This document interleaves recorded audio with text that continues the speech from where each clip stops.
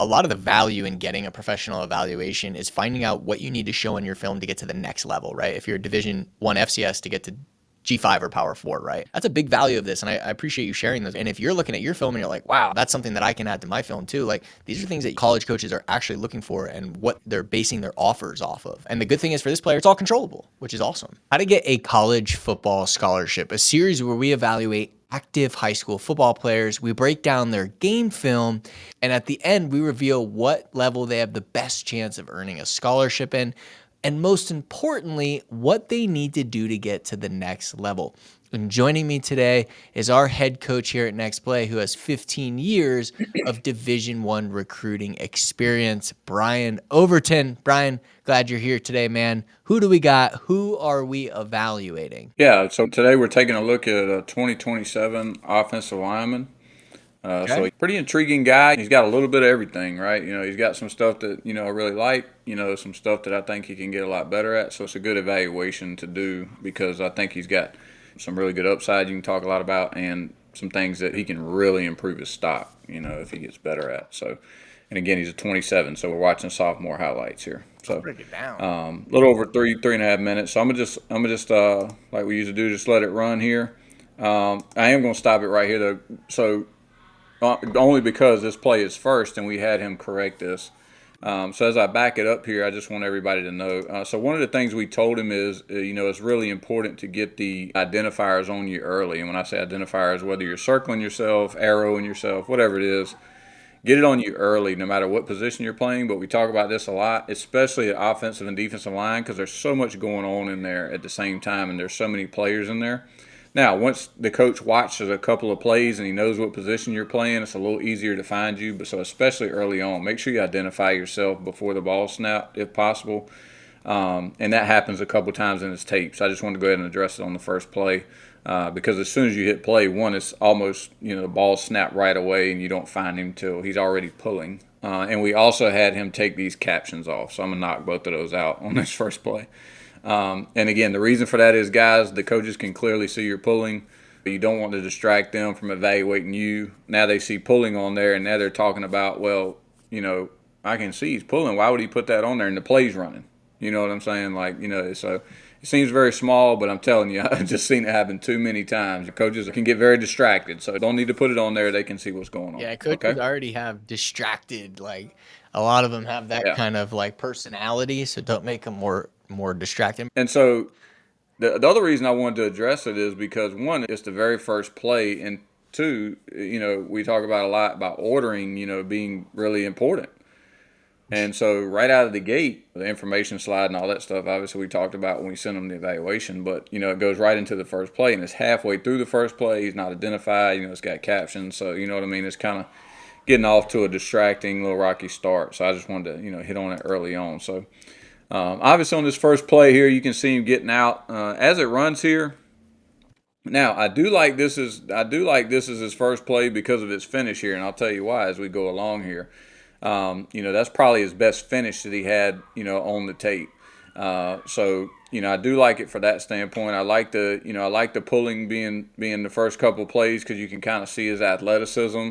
I've got him at about a little over 6'1", probably a shade under 300 pounds. If I was a betting man, which for a 27 is a really good sized player. I love that he's playing guard, which I'll get into at the end. Everybody that's watching, that's watched these and heard me talk about, guys playing guard at the high school level, that they need to, start snapping after practice and all that. But I'll get into that later. So as we're watching it here, though, when you're playing guard, and he does a lot of pulling on here. So you are looking for athleticism. So it does show, his athleticism. An inside player like this, if he's going to project to the next level, you're looking for power, you're looking for bend, right? So, and when I say bend, so I'll just take it back right here because it's a tight copy shot here where you can see it from behind, and pause it. All right. A lot of times you can see bend obviously in their stance, like how comfortable do they look in their stance, right? And this matches because he looks really comfortable in his stance right here. As far as he's got good knee bend, he's got a good stance, he's got a light hand on the ground, it looks like. And that translates to his athletic ability, like the way he pops up out of the stance and runs, and when he's pulling and getting out in the open space, that usually goes together, right? So, if he wasn't as flat a back here, and he just looked uncomfortable in his stance, he probably wouldn't, one, be as athletic because he's not as flexible. And two, it's going to affect his target points and the blocking scheme and all that stuff without getting too deep into the weeds there. So that's one thing coaches are looking for. Now, you don't always have a tight copy like this in high school. This is nice to have sometimes. But you can still get a good idea of it from the side view. So, you're looking for bend. Again, you can see how he pops up out of this stance, pulling, good athlete. We're looking for power, and even when he's, and I keep talking about pulls because he's got a lot of pulling, but, you want to see that he's got the athletic, the enough athletic ability that he can, do those things in space and get on the right guy. Now, what I will say is, the other things we're looking at, and we'll talk about it when, talking about things he can get better at. He does play high. Even in the run game where you saw earlier, tight inside the line of scrimmage, I think he plays high. He's got, his pad level's high. On the next level, that gets you in just about as bad a shape as anything else, is playing high. It gets you knocked back. Those guys are bigger, much more powerful, much stronger. Right, you The can low get man away with wins, it. obviously. You can get away with it at the high school level, but if you come up high at the college level, you know, and Yeah. you run into And you a can get big away with it wall. at his size for sure at the high school because he's a big man, for a high school player, especially at 2027. So those are some things that they're looking for as you're evaluating the tape. His pad level, what kind of pad level he plays with, but I'll go back to the bend and things like that and the athleticism. When you see a kid playing high, and I'm gonna go back and talk about this play too. But when you're talking about playing high and things like that, if some of the other stuff matches when you're going through an evaluation, and we're obviously talking about offensive linemen here, if you do think he's got pretty good flexibility and like over time and he's a good athlete and things like that, typically you can correct pad level, you know what I mean, or strike points and things like that through like coaching. But his body's capable of it because you see him get down in a stance, you see him running and things like that. So he's able to get that leverage and get down there where he needs to be. It could be a technique thing and things like that. Which is not the end of the world in high school. You know what I mean? Again, I say it all the time. Yeah, guys are getting coached differently sometimes, than others. You never know what they're getting taught or not taught. And some guys, I've been around offensive line coaches that liked them a little more raw because they don't know, right? So when they get them, the only thing that they're really ever been taught over and over and over again is what they teach them. So it's almost like getting a brand new piece of clay where you can make it into really whatever you want as long as it's a piece of clay that's already hold together and when you mash on it it'll stick, like if the clay's made of the right stuff you can Right. turn it into whatever you want to turn it into. That's the best analogy I can give you. So you got to think about it on both sides. And then some other guys, like them a little more polished and would like to get them in the door a little more, technique sound and things like that. So understand it works both ways. Sometimes it does hurt you depending on when you get older, depending on what coach is evaluating you, and sometimes it doesn't. Sometimes, like I said, they like the intangibles and they like the position specifics and they just want to coach you from scratch. So just keep that in mind. And so as you see here, when I'm talking about playing a little high, when he comes off on this one, you can see right there. See, in college football, that's a bad position to be in. Okay, if you're him right there, that guard number 66. All right, because you're probably going to be going backwards, right? If you play that high. And then even once he gets engaged here, what we told him is, he's got to finish this block, man. Like you're that big on the high school level, and you get engaged with the guy like that. And so while we're letting it play here, I'll just go ahead and talk about some of this stuff. What I want to see more nastiness, right? I want to see you finish blocks. For me, like right now, I just don't see enough nastiness. See, like right there, he kind of let the guy off the hook. To me, that guy should have been out of the screen. You know what I mean? He stopped running his feet. You know what I mean? So we need more power when he's engaged. When he gets engaged, I want to see more power in the bottom half, running your feet, finishing blocks, nastiness, and things like that. And again, you have to take into account he is a young player, watching sophomore tape. But I have watched sophomores this year at offensive line that show a lot of those things, already. So But the good thing that is, at offensive line, there's certain things at every position that kind of can move the needle a little bit and get a coach even a little more intrigued as he's watching your tape. That's one of them at offensive line: is toughness, nastiness, finishing Yeah, and blocks. that's one thing, like, I just want to mention this because, like, obviously, like, a lot of the value in getting a professional evaluation is finding out what you need to show in your film to get to the next level, right? If you're a Division 1 FCS to get to G5 or Power 4, right? And this is the good thing about this player is that you can't teach size, and it looks like he's got size, right? Which is Yep, awesome. Everything you're sharing right now are all learnable things that he can do.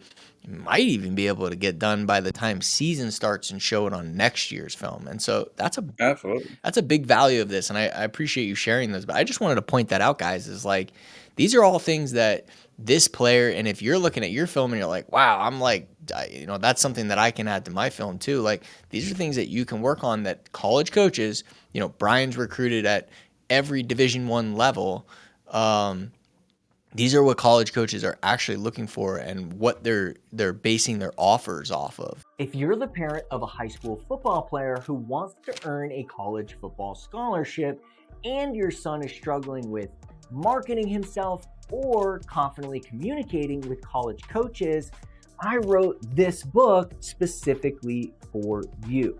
Inside it, I share exactly how I earned a Division I football scholarship in the SEC at just 5'7" and 150 pounds, without going to camps, being ranked, and without any connections. And right now, I'd like to give you a copy completely free.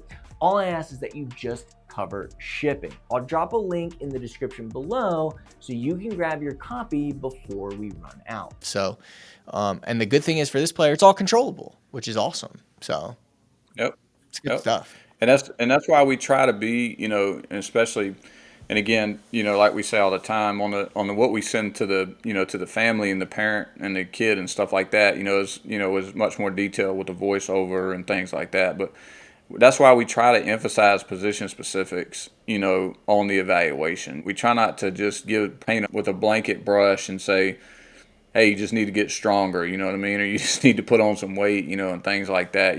Obviously we tell them things like that when it applies to them, if we feel that way, but we try to be as position specific as we can when we're talking about what needs to show up on tape. And in a nutshell, and again, all evaluators are not created equal. Somebody else could watch this and see it totally different from me.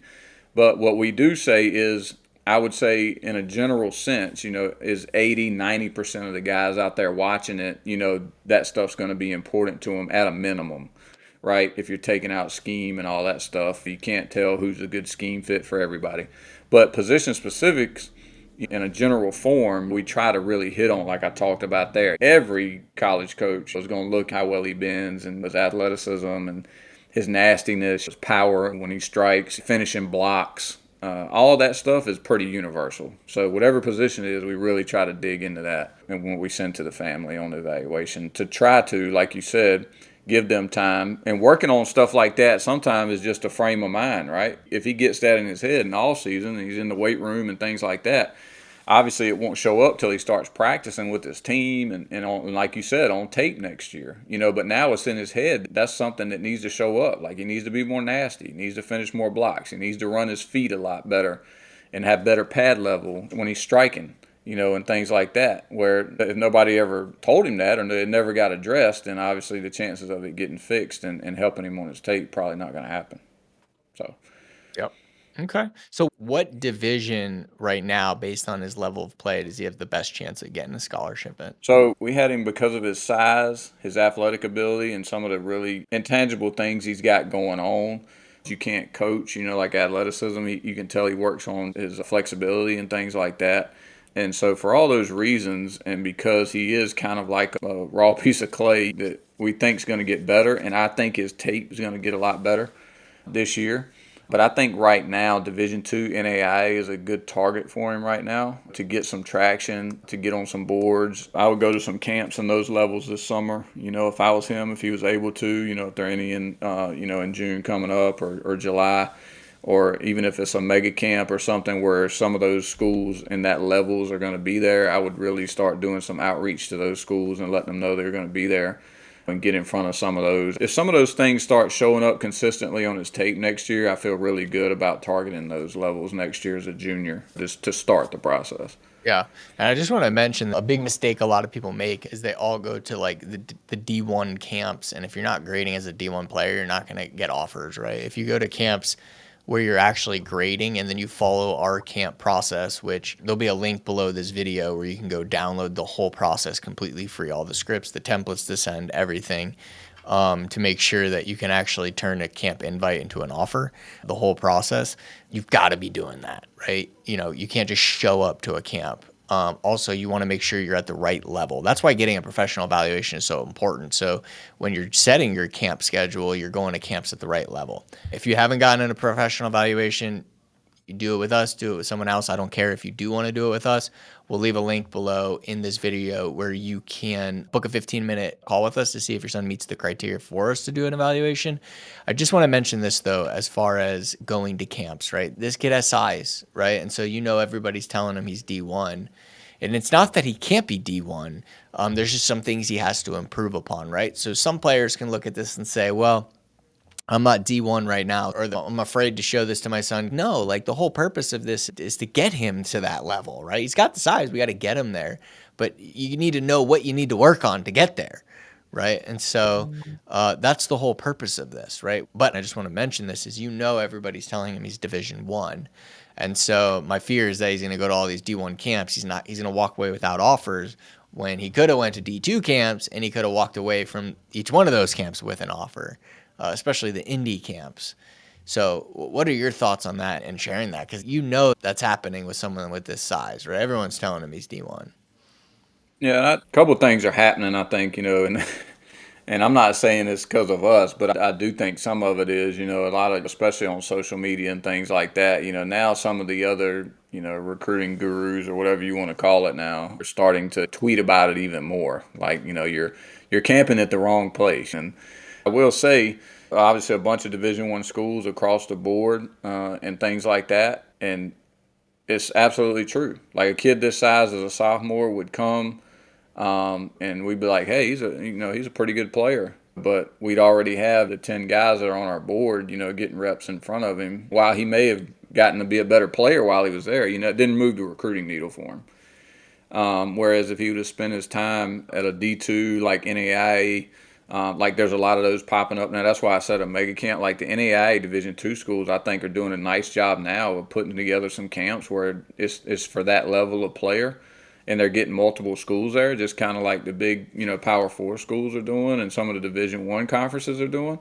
I think they're doing a nice job of doing that, where you can go to camps like that, and if you do the outreach and multiple teams know you're coming in the divisions, that you should be targeting, right then based on your talent level, it just can move the needle much faster for you in recruiting. It's absolutely true. Now, like you said, if his tape gets better next year, he does some of the things we're talking about, you may be camping at some different places next year. You may hit a FCS camp next year, because of your tape and it got better, and your size and things like that.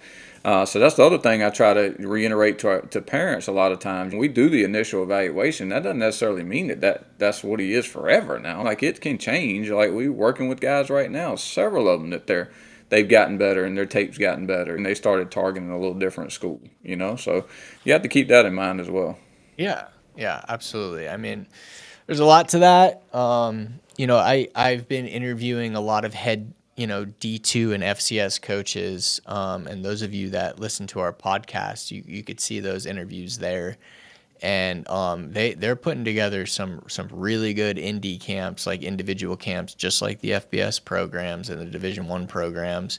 And their intention is to offer at those camps, right? Their intention is to communicate with players beforehand, invite them to camp, height check them, weight check them, speed check them, character check them, coachability check them, whatever that is, and offer them at the camp. And so I just say this because it is camp season, and the last thing you want to do is just go to a bunch of camps that aren't necessarily at your division, of your current level of play, and then to spend all summer going to camps and have no offers when you could have had 5, 6, 7 offers at the end of the summer. So really, really critical here. All right, real quick, because this has been a long one.